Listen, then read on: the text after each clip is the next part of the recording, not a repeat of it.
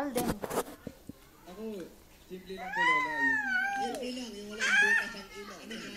Simple lang yan, walang butas ang Hindi ilong. masyado nag-makeup, hindi masyado naliligo. Kasi ako po understanding Lola at saka mabait. Yun lang po. Understanding at mabait. Ikaw din eh. Alden. Gusto mo sa isang lalaki. Simple lang din po, Lola. Mabait, gentleman, saka yung may paparamdam sa akin na mahalaga ako sa buhay.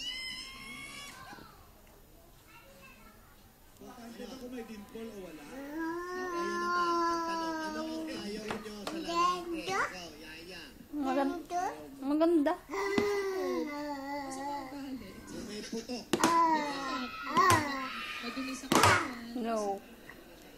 Ganong bagay na. Ikaw naman ang ayaw mo sa babae. Ay, Alden. Siguro po yung... Awa, Alden. Palo. Yung pagmamahal na binibigay ko sa kanya. Yun lang po siguro. Ang